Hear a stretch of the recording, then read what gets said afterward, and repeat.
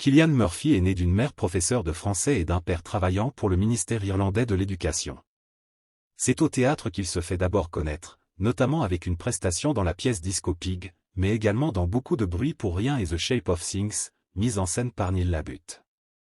Après quelques téléfilms et longs métrages confidentiels, Cillian Murphy commence à faire parler de lui en Angleterre avec un rôle dans La vie à la folie puis, un an plus tard, en étant à l'affiche de Disco Pig, adaptation de la pièce qu'il joua quelques années plus tôt.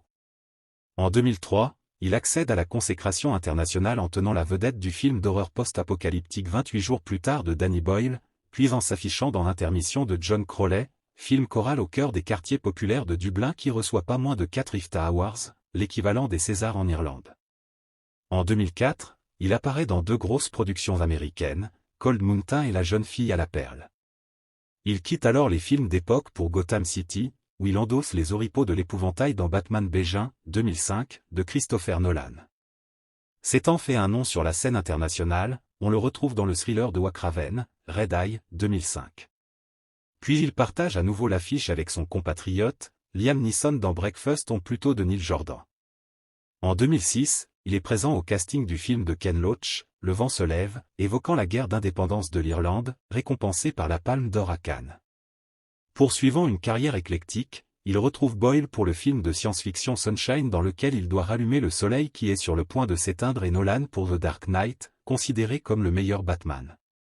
Alternant productions irlandaises et productions hollywoodiennes, le natif de Douglas est mis à prix dans Perry's Bounty par Brendan Gleeson, avant de retrouver le réalisateur Christopher Nolan dans le thriller futuriste Inception, aux côtés de Leonardo DiCaprio et d'autres grandes stars comme Marion Cotillard, Tom Hardy ou encore Joseph Gordon-Levitt. Devenu une sorte d'acteur fétiche du cinéaste, Cillian tourne à nouveau sous sa houlette en 2012 pour The Dark Knight Rises puis, 4 ans plus tard, pour son blockbuster réaliste se déroulant durant la Seconde Guerre mondiale, Dunkerque. Avant cela, l'Irlandais devient le héros de la série britannique Peaky Blinders. Il y incarne Tommy Shelby, le chef d'une famille de gangsters dans le Birmingham des années 1920. L'acteur gère de front une carrière entre cinéma et télévision, entre blockbusters, Transcendance avec Johnny Depp, Au cœur de l'océan de Ron Howard, et films indépendants, Broken avec Tim Roth, Free Fire de Ben Wheatley. Il donne également la réplique à la légende Robert De Niro dans le thriller Red Lights.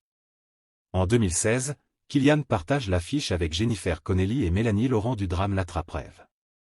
Parallèlement à Peaky Blinders, qui connaît un succès de plus en plus important auprès du public international jusqu'à son arrêt en 2022, Cillian Murphy joue dans les films aussi différents que The Party, Dunkerque, Anna et Sans un bruit 2, dans lequel il rejoint Emily Blunt.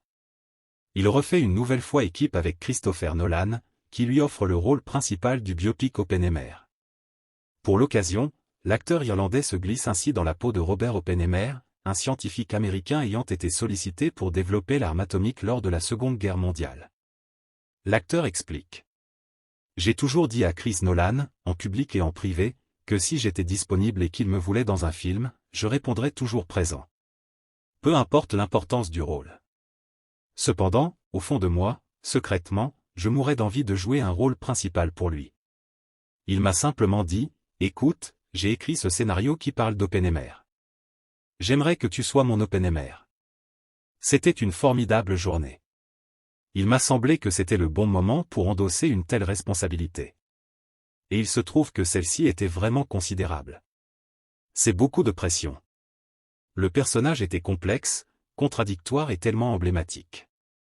Mais je savais que je travaillais avec l'un des plus grands réalisateurs de tous les temps. Je me suis senti en confiance. Il a eu un impact profond sur ma vie, tant sur le plan créatif que professionnel.